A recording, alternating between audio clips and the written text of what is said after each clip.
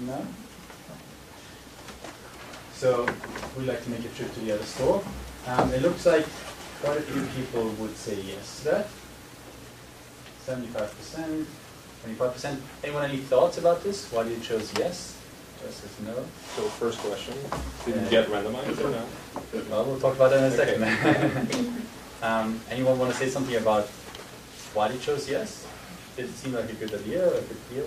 Actually, the reason I chose yes is because I read an article this morning that was talking about ways to save money, and it was saying that when we have a choice like that, we usually don't make the trip. But if we do, then we can actually save more money in the long run, and I was thinking about that. Oh, interesting. Okay. Yeah? Well, I think it depends on the marginal cost of extra time. Like if you earn $2,000 an hour, then you're probably not going to make the. But since since we're kind of students, a lot of student debt, $10, well, for 15 minutes, it's okay. All right. Interesting. Yeah. Yeah, I guess I was doing the same thing, but what I've always been told as a general rule of thumb is take your hourly rate, and then 1/3 of that should be the rate for your leisure time. Okay. And I was like, that's less than my rate for my leisure time. So. Okay, interesting. I've heard of that rule actually. See if I work by that. We looked at it by percentages. It's 66% off the other place. So you had probably a smart idea. Interesting.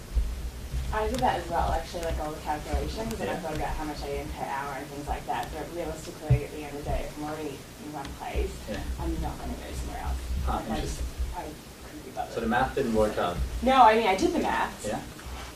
But like, it wasn't worth it. It's not worth it. Yeah. Okay. Yeah. Interesting. Yeah. Yeah, I did the math. It's a saving of $10. It's an hourly saving at the rate of $40. To me, it would depend on a lot of factors. Do I have an important call or meeting coming up, or do I have free time? Is it pouring rain or snow, or is it really nice weather? Right. I thought if it's like today, nice weather, wouldn't mind taking a walk. Don't have anything to do immediately, I might do it. Otherwise, I wouldn't. So I voted yes, but in the absence of a lot of relevant factors. That makes a lot of sense, and I think that's exactly right. A lot of the things that have come up so far have to do with context dependence, right? Like the way maybe I feel about this, or if it's worth my time, do I want to take a stroll through nice sunshine? But one of the things that you had a question about was where you randomized, and I guess you gave something away there, which is, yes, there were two versions actually, and some of the people might have thought, sure, I'm going to take a walk. This seems like maybe 66% of the price reduced seems like a pretty good deal. And maybe some of you were thinking that's kind of odd, especially with the 66%. So I'll show you something else, which is another poll. It's still favoring yes, which, to be fair, I'm a little bit surprised about.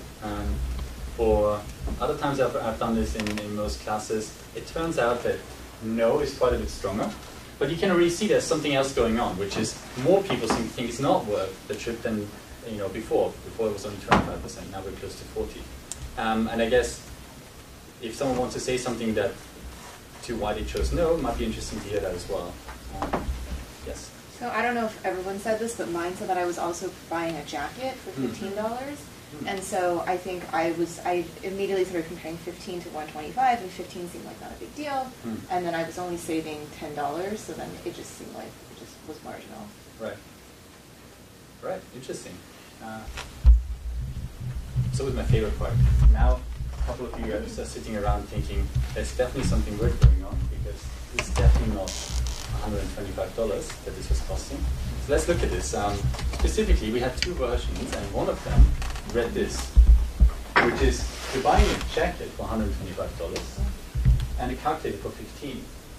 Then you're informed by this calculator guy that the calculator is on sale nearby for just $5. Maybe it's a good idea to go for a stroll, maybe for a walk. It's only 50 minutes away, and it saves you $10, right? But you just mentioned something slightly different, and the other half of you will think, well, I'm not so sure if that was such a good deal, because at the end of the day, the jacket was $15, and the calculator for $125 was only reduced by $10. So for some people, and in fact actually, perhaps if you aren't like exposed to behavioral science and behavioral econ, most people, they think this is not worth their time. All of a sudden, all of the savings is $10 in both of them. A lot of people do this kind of intuitive math in their heads, right? They're like, what a steal, like 66% off. This is like almost free, and it's only 15 minutes away. I'm going to do that, $10 saved, right? Most of the money is basically saved because it's only $5 now. Whereas if you turn the numbers around so that the calculator costs more now, the $10 just seems so much less worth, even though it's the same amount of savings. Yeah. A comment on that. So I think that's true for in developed countries, but we ran a similar experiment in developing countries, and it turns out people actually think the marginal utility of money is the same, regardless of where you are. But in developed countries, for us, for like richer people, right, after a certain level, for you, it doesn't seem, because we do percentage calculations, but if you're thinking from like a poverty perspective, $10 is $10. So it only holds true in a setting like this, but not like if you do with rich people in developing countries, it doesn't actually hold true. That's fascinating. Are you working with Anush Shah on this thing? No, I was actually working with the World Bank cool. on the project. Excellent. So that's a great, this is actually just, I saw something very similar presented earlier this year at the Economic Association conference. And Anush Shah, who's a professor at UChicago, has exactly that point. He's in fact making the point that when you have maybe a bit more wealth, all of a sudden some other biases can creep in, like this one perhaps. Whereas when you're, poor people are often seen as like making sometimes very irrational choices. But he brings up one of those examples and says, no, you know what? In some cases, they can actually make really rational decisions because you know what? $10 really matters for them. And so they're not going to fall for this trick, whereas maybe wealth can sometimes do that. So there's some interesting and important boundary conditions to this, which we're probably not going to touch on all of them, but you should certainly think about that because every decision that we make, obviously, we do in a certain context. We can try to control some of it with our experiments and then the architecture around it, but there will be other factors you might not know about. So this is super interesting. I'm glad you brought that up. So if anyone thinks this is kind of strange, let's see what the second experiment tells us. You never know if this is going to work actually in class, so I'm always excited to see if you guys... we ran something like 4 years ago, and it worked perfectly. I don't remember what the example was. And then the Washington Post or someone covered it, and then 2 years later we ran it again. Everyone just got it, and they're like, well, obviously, it's such an obvious example. And so obviously you can learn how these things are coming into our popular culture. I'm very curious about this one, because I did run this last time 2 years ago, and I've been told it's more popular now. So yeah. I was just curious, have you done examples where you've asked both versions A and B in succession, maybe in a random order to the same group? Yeah, it's fascinating. That's a good point. I haven't, but there's research that's called joint versus separate evaluation, actually by Max Spacerman and collaborators. And what they find is very often our comparison, as soon as we have two things in front of us, our comparison mindset becomes a lot more rational because we start focusing on things that may matter a bit more. And just to give you some very important context in hiring, if you think about very typical stereotype categorization, if you're hiring for a position that's like computer science, engineering kind of thing, and you have men and women, bring in their scores on how well they program, turns out people are unsurprisingly pretty prejudiced against women because for some reason engineers must be male, and so they think, well, if I look at the CV or the score, they're doing better. But this goes completely away if you put them right next to each other, even with information about their gender, and you say, who did better?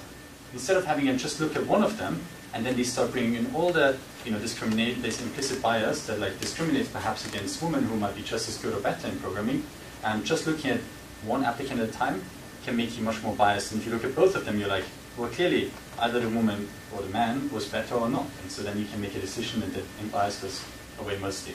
Turns out, though, what I found interesting is it works both ways. So for more creative jobs, people have this association that women are better at it. And again, like it goes away when you put them next to each other. So I think there's a fascinating idea to just get people into the habit of not making decisions necessarily in isolation. Yeah. How much, I feel when we just fill out some questions, that could be completely different than what we actually do. Yeah. So how much can we believe the questionnaire? Like if we role play, I think it increases the chance to believe. No, it's fascinating. So there are different opinions on this. I'm going to give you my take on it. There's, in terms of research fields, there's a slight difference. Economists are very, very strong on this idea of incentive-compatible behavior, which means just asking someone on a survey, like, would you do such a thing? Like question 2 here, would you give money to a complete stranger? They think that's not actually very insightful because you're not actually giving your own money away. If it were your own money, that really means, you know, you believe in this kind of thing. Psychologists tend to be across the board there. Some people think yes, it needs to be incentive compatible, and some think, you know what, hypothetical questions are good enough. So I think there's differences in opinions. I am also more on the idea that we can try to make this incentive compatible. And so question 2 was part of one of many experiments that I did for my PhD, and I can tell you that it usually, like, people are a little bit more generous when you ask them hypothetical questions, but the general idea that people give when, you know, you give them a pot of money, they could keep everything for themselves, and many people give money away. So there seems to be, yeah. Yeah, I mean, my question is really, sorry, I mean, I yeah, sure. meant to express it, but yeah. if it's just a questionnaire, yeah. I don't know if people are gonna actually say what they actually would do in that case. Okay. Like if you had us all and it was like a case like that with yeah. a calculator and the jacket or whatever, right. the next thing, and we were actually there and like it was like an actual, not in vitro, like it was actually an environment that it was, like I think you could right. get like completely opposite results. Yeah, but this is like my... That's a fair concern. Actually, one reason why these field experiments and much of the research is now trying to also tackle the same questions we have done in the lab, now in the field as well. So although we think we know what is happening with doing lab experiments, some people are skeptical and they say, you would never do that in the real world. And so a lot of the experiments I'm going to talk about are with organizations in the field to get around their concerns. These are actual decisions in natural environments. Yeah. All right, let's quickly go to question 2, just so we have done that as well.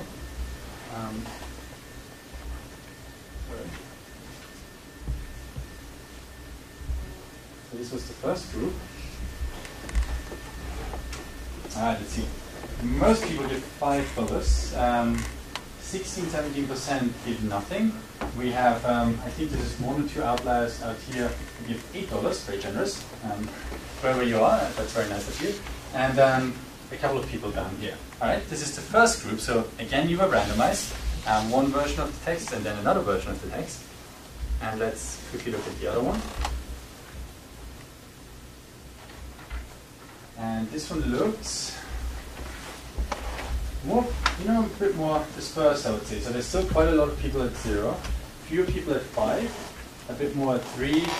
Now we are clearly more going on there. So 7 and 10. Someone was really nice. So someone gave 10, all their $10 away. So that's very nice. What we did here is the following. So if you were in the first group, the group that primarily was around the $5, and there was one person who was at 8, you saw this. You're going to play the Wall Street game, and imagine you have $10 and you split it with someone you don't know. If you were in group B, the ones who were a bit more dispersed, you saw this. You're playing the community game. And so, obviously this makes no sense. You're playing exactly the same game, except for we call it different things. In one case, we call it something that we think maybe primes you to think a bit more competitively, the Wall Street game. And the other one, we're going to somehow prime you with this idea that it's a community. We're all nice, we're all good people, and whoever it was who gave $10 really seemed to think that this is about being a partner in a good community. So in many ways, we are way too small a sample to make any conclusive evidence from this, but it's interesting to see how these framing effects can also be very important in our decisions. And often we're not aware of what these things are called, right? Any thoughts about this before we move on? Do you believe it, by the way? Or have you seen this before? So a couple of people. And which one's closer to the, I don't remember which version, that's the, because there's a couple of versions of this experiment, but right. Like compared to the original name, is that, I think the Wall Street's closer to the original good name. question. It's, this is actually the Dictator game, Dictator, very closely related to exactly. the Ultimatum game. So Dave Rand and a couple of others have done experiments on that. What's the neutral frame, right? That's actually one of the questions you'll hear all the time. Like, we don't want to nudge, we don't want to do experiments because we don't want to influence people. But it's fair to ask, in absence of these names, what do people think of? And luckily for us, it's closer to the community game. So it turns out people seem to spontaneously think a bit more of being nicer maybe to other people when confronted with this. And this game activates this competitive thinking. There are again boundary conditions, and Dave is actually one of the experts on that. Yeah. What's the end? What's the minimum number you would have to have in order to sort of see this? Yeah, good question. I'll table that for now because we're going to spend quite a bit of time thinking about that. It's a great question, and one is often overlooked, so I'm glad you asked that, yeah. And we're not going to come to sample size today, or be in one of the next lectures. Yeah. So I actually was trying to guess what this was, and I thought it was of people who saved the $10, they would value their money more. Like if, for instance, if they walk, they would then keep more than $10. Okay. Have you looked at that, or like so was that again? Like was that intentional, or what was intentional? Because before we saved $10. Okay. And then now we're splitting the same amount. No, that was me thinking of two games that I like a lot, and so I decided to pick them. It's a good point. Maybe I should get rid of the fact that they're both $10. No, I didn't think about that. You're just influenced by that. That too. They want the same thing. That's right, there's an anchor for that as well. The $10 you were saving beforehand, you're now spending on someone else. All right, cool. So let's talk about, so these are just a few examples, and I wanted to bring it up because it's good to understand, make you feel what it's like to make some of these decisions, some of where this research comes from, and some of where these biases that we're going to talk about quite a bit when we talk about experiments, what they feel like and how they can be influenced by the context. Because we are going to think about experiments that change the context and the environment, right? So the kind of economics that we're talking about, some people refer to as irrational, some people will just call it behavioral economics. I'm not going to take a stance on what I think about these names, but I can tell you a bit more the concept and the theories that people have to think about decision making. And just overview kind of type. So here's what the traditional economic theory says about decision making. Assume you're in a world with full information. Now that's a big assumption, right? Like often in the real world we don't have that. But let's just assume for now we have really good information about certain decisions you're going to make. You can figure out the costs and benefits of the decision you're going to make. And that means the incentives are pretty clear. Straightforward, right? Like you know how much if you do a certain action you're going to benefit or how much it's going to cost you. And that means you're going to change your behavior so that you're going to maximize your benefit and reduce your costs. So that's a very classic model of what they call rational decision making. And it works often, I should say that as well. Like some things really seem to work quite well. Think of how traffic lights, for instance, have changed the way people behave. It's a pretty good signal when it's red that there's pretty high costs for going through a red light. And so most people think this through and they're like, right, you stop at red. Now there could also be other reasons why you stop at red, like you've been taught that way in the social norm. But a lot of people will realize good incentives to stop, right? But there are other examples where this really breaks down. How many people, for instance, have you heard say, you know what, I smoke because I didn't know until really recently it was bad for me. Like how many people say they really just smoke because, man, I had no idea smoking was bad for me. Not that many people, right? A lot of people actually, in fact, a lot of smokers know a lot about the health costs and very few benefits, I assume, of smoking. In fact, a lot of people who do smoke say, I don't want to quit. They really don't want to smoke anymore, and yet, sadly, very few actually do. Very few. So that's the question, like, if it's true that we have this type of decision making, if I know the health costs associated with smoking, and the incentives are clear and I really want to stop, then I just should change my behavior accordingly, and yet so many people can't do it with especially health problems, but a lot of other things as well, right? And that's where this whole new idea of economics comes in, and these biases and heuristics that you keep hearing about, there are plenty of them. And some of them we just talked about as well. So there's framing, like the community game, the Wall Street game. We talked about, where is it? Loss solution didn't have, joint and separate evaluation. Anyway, there's a few of these, and they're all very important to understand when people deviate from their decision making from what's rationally what we would predict. A lot of these biases are at work, right? And in many ways, these biases and these heuristics that we're using to make decisions are pretty good, actually. Right? Like I said before, it's pretty good that we understand when we get to a red light, probably means to stop. If we had to work it out every single time we're there, that's going to be cognitively really effortful. And so our fast thinking system kicks in, and in that moment, we are relying on a heuristic or a bias sometimes that we have so that we can make a decision much more quickly. However, as I said, there are systematic deviations, and some people, lots of people actually in the 70s, 80s, tried to fix those errors, right? Think about, why do we have those? Seems really stupid, so to speak, that we make consistently the same kind of mistakes. Why do we do that? Let's fix it. It was very difficult. I don't think there's like a solution to fixing these permanently. And so instead, people have started to ask, how can we help people, given those biases and heuristics, how can we help them make better decisions for themselves? So now we're talking no longer about fixing what we think is pretty innate in most of us, or like learned at least. And then we're talking about designing something around so that the biases don't have to go away, but we're taking advantage for the better. And with that, I think a whole new era started when this concept really took hold of the population. So behavioral science really has gone mainstream in the last few years. And to really appreciate it, we should start with, I guess, what the early days of behavioral economics were. And a guy who I think often gets overlooked is Herbert Simon. I mean, he doesn't. He's actually a Nobel laureate. He gets a lot of credit for awesome things, that's for sure. But he actually came up with bounded rationality. Great concept, which basically says a lot of the things we've just talked about.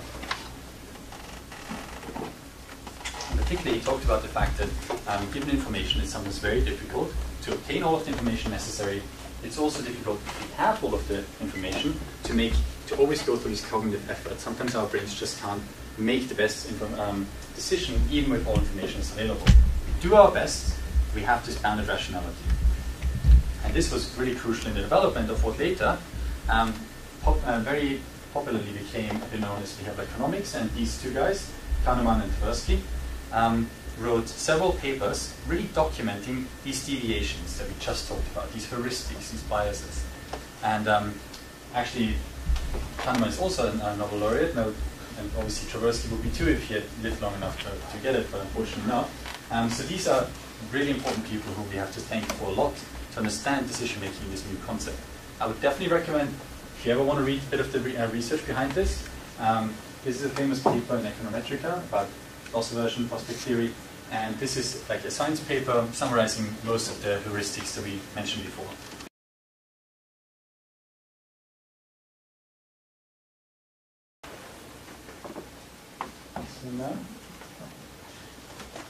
So we'd like to make a trip to the other store. It looks like quite a few people would say yes to that. 75%, 25%. Anyone any thoughts about this? Why did you choose yes? Just as no. So first question, did you get randomized or no? Well, we'll talk about that in a second. Anyone want to say something about why you chose yes? Did it seem like a good idea or a good deal? Actually, the reason I chose yes is because I read an article this morning that was talking about ways to save money, and it was saying that when we have a choice like that, we usually don't make the trip. But if we do, then we can actually save more money in the long run, and I was thinking about that. Oh, interesting. Okay. Yeah? Well, I think it depends on the marginal cost of extra time. Like if you earn $2,000 an hour, then you're probably not going to make the But since we're kind of students, a lot of student debt, $10, well, for 15 minutes, it's okay. All right, interesting, yeah. Yeah, I guess I was doing the same thing, but what I've always been told as a general rule of thumb is take your hourly rate and then 1/3 of that should be the rate for your leisure time. Okay. And I was like, that's less than my rate for my leisure time. So. Okay, interesting. I've heard of that rule actually. Let's see if I work by that. We looked at it by percentages. It's 66% off. In other place, you had probably smart idea. Interesting.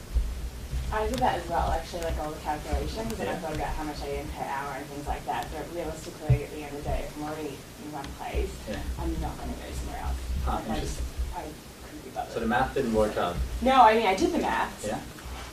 But like, it wasn't worth it. It's not worth it. Yeah. Okay. Yeah. Interesting. Yeah. Yeah, I did the math. It's a saving of $10. It's an hourly saving at the rate of $40. To me, it would depend on a lot of factors. Do I have an important call or meeting coming up, or do I have free time? Yeah. Is it pouring rain or snow, or is it really nice weather? Right. I thought if it's like today, nice weather, wouldn't mind taking a walk. Don't have anything to do immediately, I might do it. Otherwise, I wouldn't. So I voted yes, but in the absence of a lot of relevant factors. That makes a lot of sense, and I think that's exactly right. A lot of the things that have come up so far have to do with context dependence, right? Like, the way maybe I feel about this, or if it's worth my time.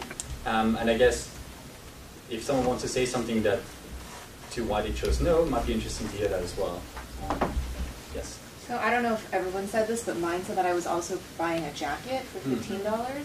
And so I think I immediately started comparing 15 to 125, and 15 seemed like not a big deal.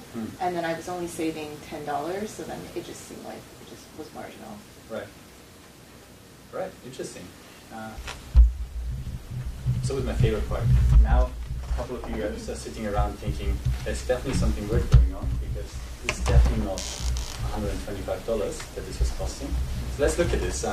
Specifically, we had two versions, and one of them read this, which is you're buying a jacket for $125 and a calculator for $15. Then you want to take a stroll through nice sunshine. But one of the things that you had a question about was where you randomized, and I guess you gave something away there, which is, yes, there were two versions actually, and some of the people might have thought, sure, I'm going to take a walk. This seems like maybe 66% of the price reduced seems like a pretty good deal. And maybe some of you were thinking that's kind of odd, especially with the 66%. So I'll show you something else, which is another poll. It's still favoring yes, which, to be fair, I'm a little bit surprised about. For other times I've done this in most classes, it turns out that no is quite a bit stronger. But you can already see there's something else going on, which is more people seem to think it's not worth the trip than before. Before it was only 25%, now we're close to 40%.